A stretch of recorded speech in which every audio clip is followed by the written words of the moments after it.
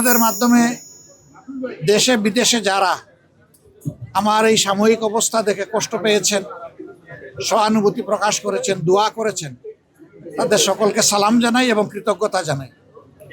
শুধু দোয়া করবেন যতদিন বেঁচে থাকি, আল্লাহ তাআলা যেন মানুষের কল্যাণের জন্যই আমাকে বাঁচাইয়া রাখেন। আমিন। আমার দ্বারা যেন দেশ এবং জাতির কোনো ক্ষতি না হয়, আল্লাহ যেন আমাকে সাহায্য করেন।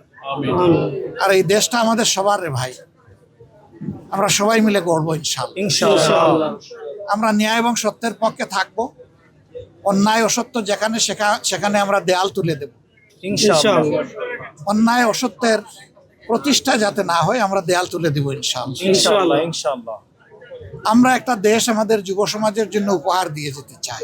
ইনশাআল্লাহ। যেই যুব সমাজ বুক পেতে আমাদেরকে মুক্তি এনে দিয়েছে, তাদের প্রতি আমাদের দায় আছে, আমাদের দায়িত্ব আছে। তাদের যে আকাঙ্ক্ষা, এটা অস্বাভাবিক কিছু না। আল্লাহ তাআলা সম্প্রতিও কিছু দেশ আমাকে ঘোরার তৌফিক দিয়েছে। সেই দেশের মিশনারি এবং দেশপ্রেমিক নেতৃত্বের কারণে মাত্র 3 দশকের ভিতরে এক একটা দেশ কোথায় চলে গেছে বদলে। আমরাও পারবো ইনশাআল্লাহ। ইনশাআল্লাহ। সবাই আমাদেরকে একটা কথাই বলেছে, তোমরা যদি শুধু দুর্নীতিটা দমন করতে পারো, তোমাদের দেশ আমাদের চেয়ে আরো সুন্দর হয়ে যাবে। ইনশাআল্লাহ। কারণ তোমাদের মানুষগুলো আমাদের দেশে যারা সার্ভিস দেয়, তাদের সার্ভিসের উপর ভিত্তি করে এই সমাজ যদি আগাইতে পারে, তাহলে তোমাদের দেশ কোনো আগাবে না।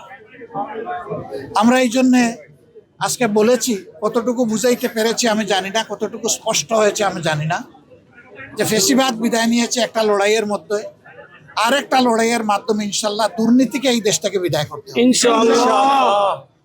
এটা সকল দলের জন্য প্রয়োজন, প্রত্যেকটি নাগরিকের জন্য প্রয়োজন। এই দুর্নীতি সমাজ থেকে নির্মূল না হওয়া পর্যন্ত নাগরিক জীবনে কোনো ধরনের কোনো নিরাপত্তা আসার কোনো সম্ভাবনা নেই। আল্লাহ তাআলা যেন এই কাজটাও আমাদেরকে করার তৌফিক দেন। আমিন।